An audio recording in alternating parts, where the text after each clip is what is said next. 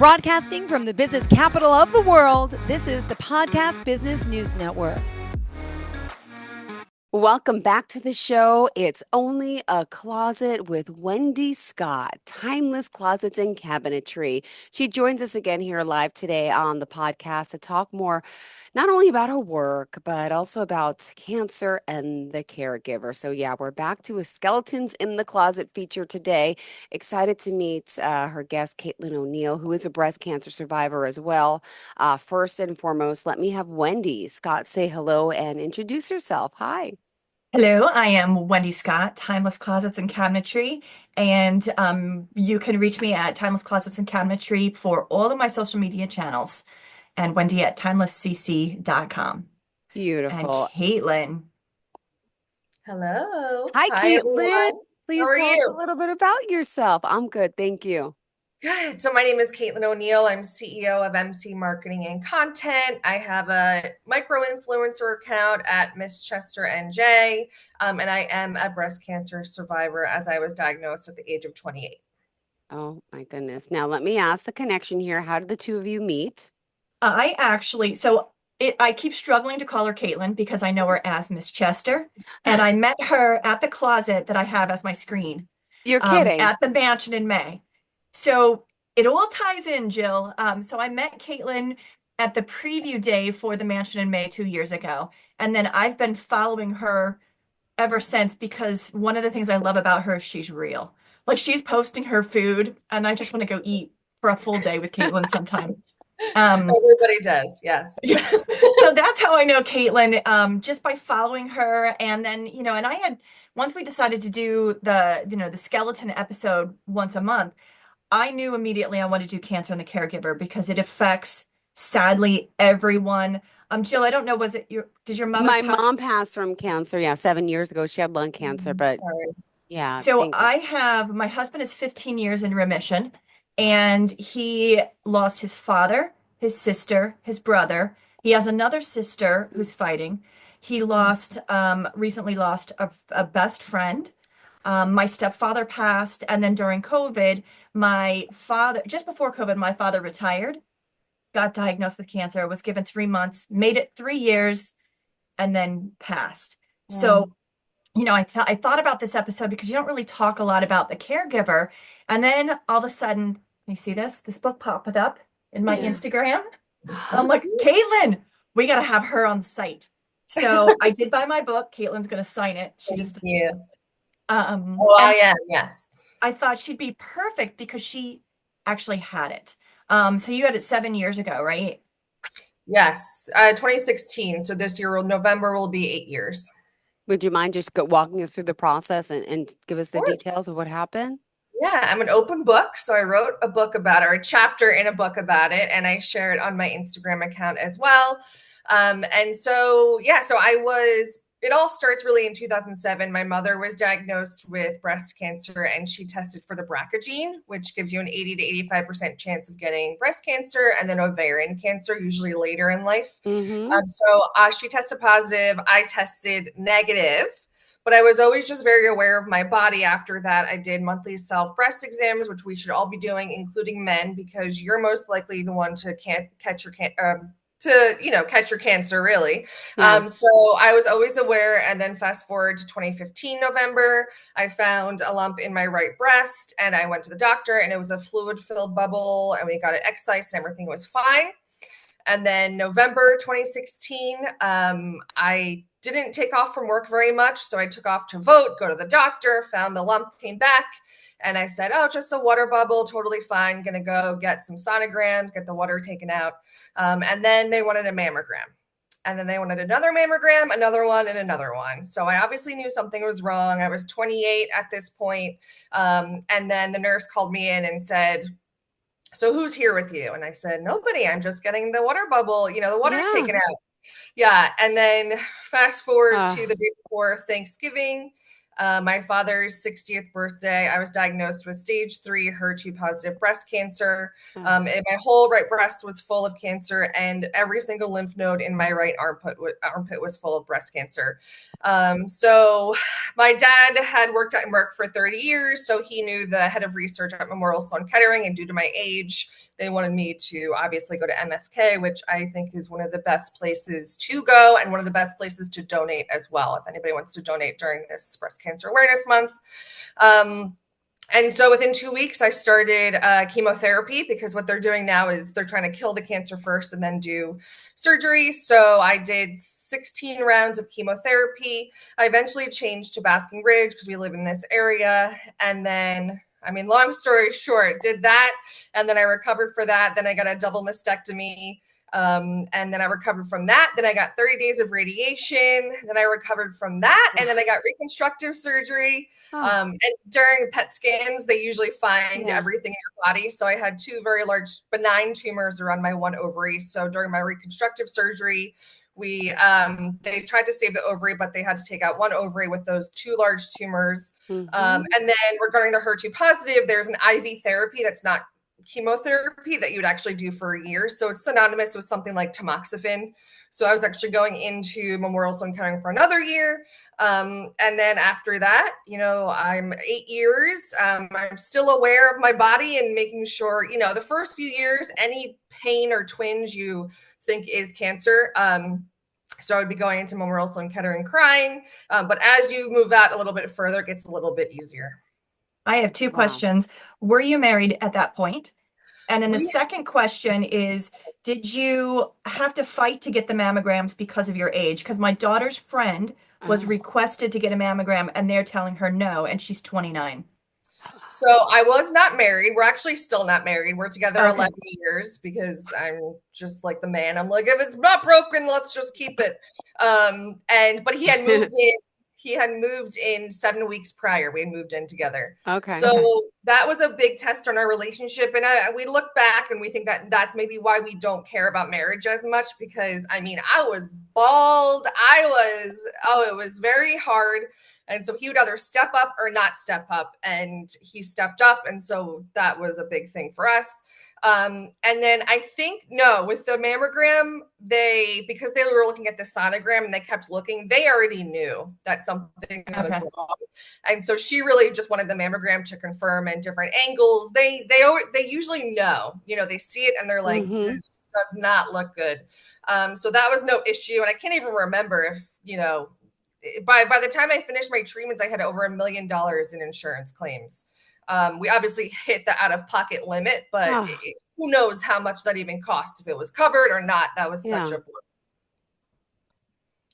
That's just insane. So my husband had leukemia, or he had Hodgkin's lymphoma. So they had the Leukemia Lymphoma Society, and they have groups that help you financially. Do they have something like that with breast cancer, or do you? I'm not sure. Thankfully, I worked through the entire process until I had surgery. And my parents, thankfully, I honestly just used my dad's credit card for stuff because they didn't want it to be any type of burden on me. And I'm super, super thankful for that. But there also is a twist in there. So when I was going to chemotherapy, my mother was diagnosed with stage 4 ovarian cancer.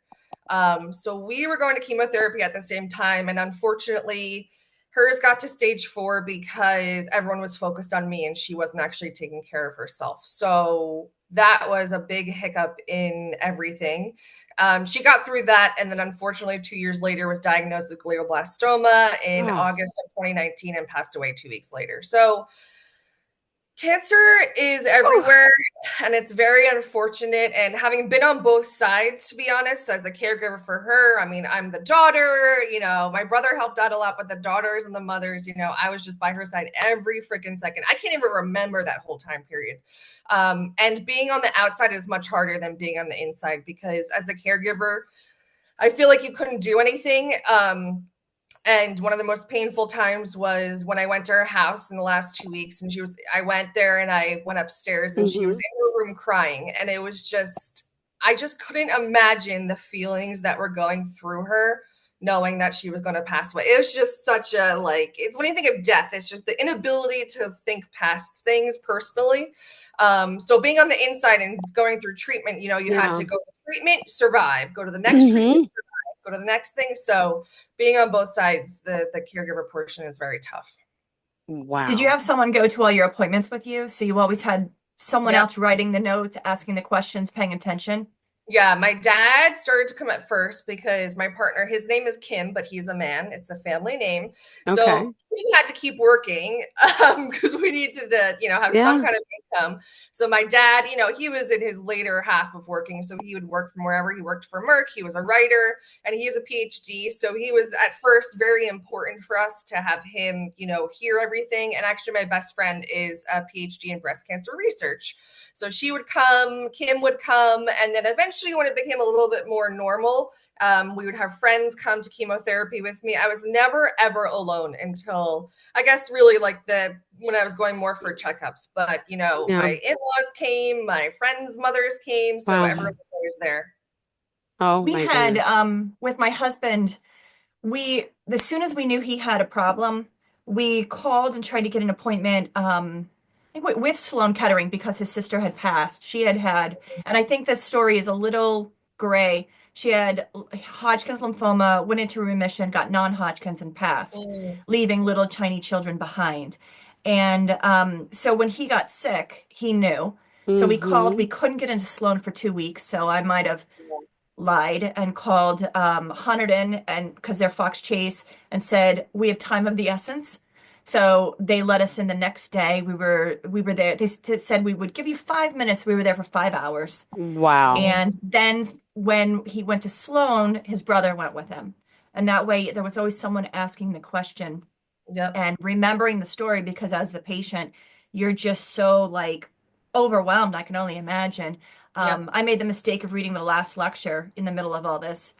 Amazing book. Horrible to read when you're going through that. Yeah. But the And one never thing, Googling. Never Google yeah, the it. one thing is that, or yeah, Google myself. That's horrible. That I take away when because I've been the caregiver multiple times, is that you got to let them be angry. And because my husband, I'm not going to take treatment. He's got massive survivor's guilt. And I'm like, let him spew all the negative crap out of his mouth so that all that poison goes away, and then just hope Yeah. and assume he will do the right thing at the end. But I have clients who are or they work within the system somehow. And they're like, as a caregiver, you have to know all these little details, like what can they eat? What should they not eat? Yep. Because it affects your treatment. I don't know, Caitlin, did you have that? Like, were you told like we were told not to juice? So I'm Really? a registered dietitian by training. Oh, okay. Yeah. So, I mean, during chemotherapy, you crave a lot of sugar, and a lot of people will go back and forth and go vegan because of that. And they'll do different things, but They say the cancer feeds on sugar, right? yes, I mean, yes. that's okay. Right. Yeah. And I went back and forth with that, but I love food so much. And even now, people after treatment will do these, go vegan, this. And I'm like, if I die tomorrow, I want to have eaten that delicious brownie. Like, that's how I live. That's how I'm going to continue to live. Yeah. But even my mother, she, by the end, she wanted mashed potatoes and ice cream. And I went out anywhere. If she wanted cocaine, I would have gotten it for her. Of course. Of At that course. point, it doesn't, yeah. So, but the Cancer Hope Network I work with closely. So they're actually a foundation that will hook up, if you're going through cancer or if you're a caregiver, they'll hook you up with someone who's been through exactly what you've been through. So that's actually something that I would have liked to known about back then. Yeah. So that's super, a great, great thing to know about. Wow. All right. Well, let's remind everyone at this time how we could reach you both, please. Would you share? So Wendy at timelesscc.com or Timeless Closets and Cabinetry. And then Caitlin, you. My You're name is everywhere. Yeah, Caitlin O'Neill, also known as Miss Chester. I'm most active on Instagram at ms.chester_NJ. Beautiful. Oh, Now, is my Chester for your goodness. town? Yeah, we moved Okay. here 6.5 years ago, and I didn't Okay. know it existed. So, but now I'm Miss Chester. And Yeah, the forever. book again, you can get it on Amazon, right? Called Good Grief: Heartfelt Stories of Healing and Hope. Yes. You see There are multiple stories in there, so there's different stories for different people. All I right. Well, haven't gotten to your story yet, but I'm like reading through slowly. I brought it on vacation. I love it. So, what as a caregiver part of it, or let's say as a patient part, what's the most important for the caregiver to remember and to think about, aside from the fact that it's not your identity? Yeah, as the caregiver, I think, as much empathy as possible, of course. I think it's just so hard, again, being on both sides, to really understand what the patient is going through as the caregiver. So really just stepping back and allowing them to feel what they're feeling. I mean, I think at one point after chemotherapy, I was so tired. I like laid on the floor and then he pulled me onto him. And I just fell asleep. It was like 3 o'clock in the afternoon. Or this other time, the family was going bowling and I felt so gross and my wig and everything. And I was like, just leave me here, leave. Mm-hmm. And he was like, no, no, no, no, no. And he forced me to go, which he knows, you have to read your partner or your people. So he knew that I needed that push. And by the end, it was a good thing to go. And I apologized to him because it's just, you're not yourself. You become something of this system. So just, taking cues and being aware, that kind of Yeah. stuff is really super, super important. Wow. Oh my goodness. I mean, clearly to be a survivor, right? To be here to talk. What are you most grateful for? Modern medicine, as every Thanksgiving, love my family, love my friends, love food. But if there wasn't modern medicine, I would not be here today. HER2 positive is a very aggressive form of breast cancer. Within that year, I Ah. think I went from, maybe it was there in the breast, but Mm-hmm. probably not because they excised the fluid. But within a year, I was stage 3. I caught it myself through a lymph node in my armpit. And the IV therapy, I forget what it's called now, that I was doing. I mean, without that, I really would not be here. And even if it was 10, 15 years ago with such an aggressive cancer.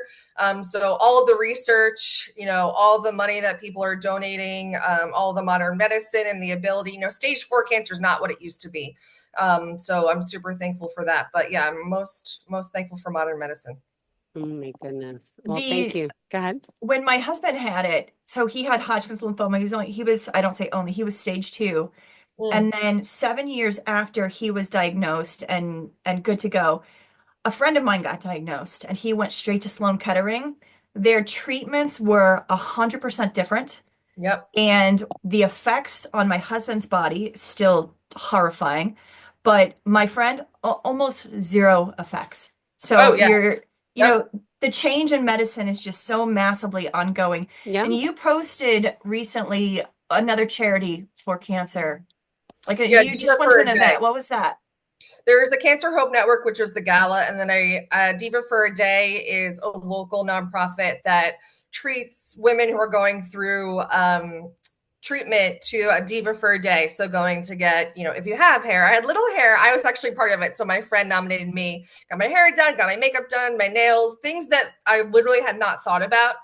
So it really gives you a Diva for a Day moment because you're really just trying to survive, but you also need to take care of yourself.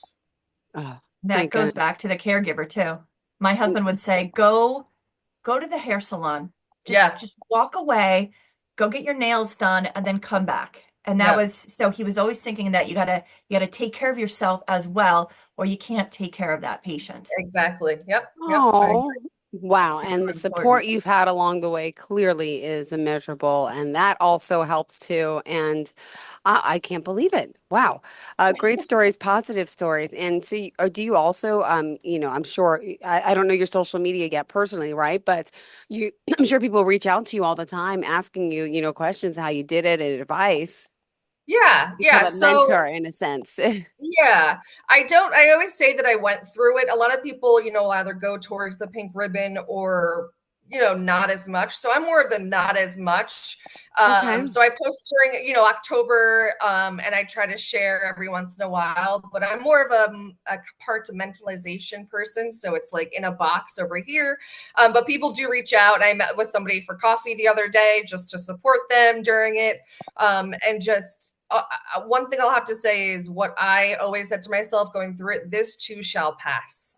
Like the things that I had to go through, like I had things coming out of my body, the fluid after surgery. We had to take the bloody fluid out every night. We had to measure it. I'm like, how did I have these tubes coming out of my body and just like going on with life? So the things that your body can do and modern medicine and strength, that is what is going to get you through what you're going through. God bless. Thank you so much for sharing this. And Wendy, I know we all have our own skeletons in the closet, right?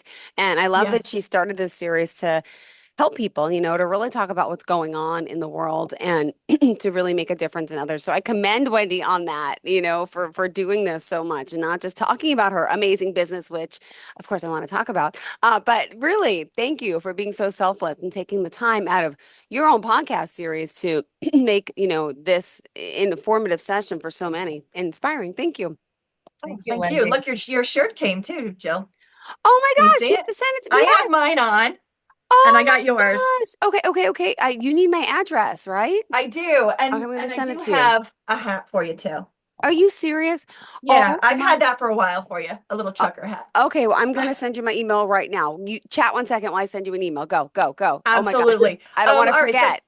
Caitlin, I always say, like when my husband and I, for the first time he brought home an ad for a classic car. And he goes, "What do you think?" I said, "Absolutely. Don't save the good wine. Life is short." Yep. And so that was one of my favorite messages. Life is short. Don't save the good wine. And I'll get him a bottle of wine and he'll stick it in the closet. And I'm like, no. Life is too short. Yep. Look at your father. Look at your brother. Look Yep. at you. You can't do that. You got to enjoy life as well. I mean, don't be reckless, but you got to enjoy life. With my father, one of the most poignant moments for me is, I don't know if you would have read this, but I'm sure Jill has read the book, I'll Love You Forever. No, I have Jill, not. I have you have not. not? Okay, No. I keep a copy for me and a copy for my son. It's about a mother and a son, and she rocks this little boy every night before bed. I'll love you forever. I'll love you for always. Something my baby will be. And it shows this child grow through life. And she will sneak into his room as a teenager. He's as a baby, he's throwing cars down the toilet, and he's a typical boy. And at the end, it shows the boy then sneaking with a ladder into his mother's house and picking her up cradle style, singing the song backwards to her and putting her to bed. And the last time I saw my dad, Aw. I picked him up cradle style because he couldn't get into bed. Oh. So anyway, Caitlin, you talk for a sec. Go ahead. So just Get the book. making sure that you're living life to the fullest and saying I love you to everybody. Whenever I get off the phone with people, I love you. Growing up, I went through a period in college where I gained the freshman 15. I went on a diet. I ate boiled chicken. And now, those things literally don't matter. Nobody cares about that kind of stuff. Nobody cares about you as much as you think that they do. So just do whatever you want, wear whatever you want, wear the lipstick, wear the heels, eat the cheeseburger, do whatever you want, everything in moderation, because you could die tomorrow, from cancer or not, or, you could die in a year, but just live life to the fullest because this is all that we have. I will tell you, we were just at the mansion in May doing the preview, and I was with a lady, an assistant, and I was with one of the ladies for the mansion. We had this conversation. I said, Caitlin I didn't call you Caitlin because again, I just can't. Miss Chester is on it. And we're like, oh my God, she and I, we love Miss Chester. She's just so real. So if you are not following her on Instagram, please do, because she's amazing. I loved watching her, her food stories and her what to wear stories, because she's not, filtered, and she's truly authentic. Such a nice message when you're seeing. I did notice, I don't know if you saw this, earlier in the week, they said that breast cancer is hitting the ladies younger and younger and younger, while it is a lot more treatable and curable. It's hitting them at younger ages, which is why when my daughter told me yesterday that her friend couldn't get her mammogram, I was like, are you kidding me? Terrible. It's so crazy. I know we only have a couple minutes left. I missed this part, but so I am BRCA positive because my dad has it. Okay. So strands. So insurance only covered to pay for my mother's strand of BRCA to test. And then I was diagnosed and they were like, this is really odd for a 28-year-old. So then I got tested for all of like any type of mutation. And my dad was diagnosed and then his sister tested. She had it. So she got her ovaries out. And then there's a whole lineage of, what we think. I mean, it was on both sides. So, I mean, so You have to be your own advocate. Not great for me, but so I have one ovary left, so I have to have that out by 40 to decrease. Oh my goodness. Oh my goodness. Well, I'll say this for everyone. Cancer sucks. It does, right? I just lost my uncle 2 months ago to esophageal cancer. And he was 65. And you just never know. You just never know. And it's just, life is so precious. You just got to live each day to the fullest and just be kind to people, right? What are some of the things as a cancer survivor would you say to those out there, right? Because you've lived it. How has that changed your perspective on life and family and work and everything? Yeah, it took me in the last few years. So I'm full-time in my own business. So for the last 2 years, I've been full-time. And slowly I've been realizing that, work was number one. It was above my well-being. It was above my partnership, and let me just tell you, it's not as important as you think it is. And getting all the money and growing in the company, I was always just trying to grow. And, just living a simple life and enjoying the little things is super important. And you never know what someone is going through. So, just like you said, be super kind to people. Just be aware of your surroundings and, live life to the fullest, like we've said. Beautiful. Thank you so much. And remind us again how we can reach you both. So you can reach me at Chester on Instagram at ms.chester_NJ. Perfect. Thank you so much. And Wendy? Wendy at Timeless Closets and Cabinetry. It's my handle on all social media platforms. Beautiful. Thank you so much. Beautiful show today. Thanks, and Caitlin. It's so much more than a closet. Thank you. And I'm emailing you right now. Okay, Wendy? Absolutely. Thanks, Joe. Thanks so much. See you next week and we'll talk closet. You got. Are you looking for even more of the podcasts and hosts that you love? The Podcast Business News Network is proud to announce that you now have even more ways to listen live. Check out the MyTuner Radio, online radio box, and Simple Radio apps on iOS and Android, or find us online. Search for Business News Network on mytuner-radio.com or search Podcast Business News Network on streama.com and onlineradiobox.com/US. Take your podcast on the go and don't miss a minute of the action.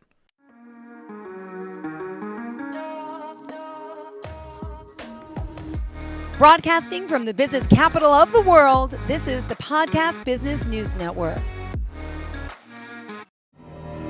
For nearly 2,000 severely injured veterans, everyday life has become filled with barriers. Day-to-day simple tasks can become pretty daunting. I have to carry my chair up 2 flights of steps or have somebody do it for me. What scares me the most is just the falling. When I'm struggling with my house, I think, to have that one great barrier just knocked down, it's crucial. Home for Our Troops is a wonderful nonprofit that builds a mortgage-free, fully adaptive, handicap-accessible house. And there's no catch. It'll be our very first home that we've ever owned. This is a game changer. This is where your life begins again. We need you to join us in completing this important mission. Please visit hfotusa.org and help build homes and rebuild lives. Because of you, everything's going to be okay.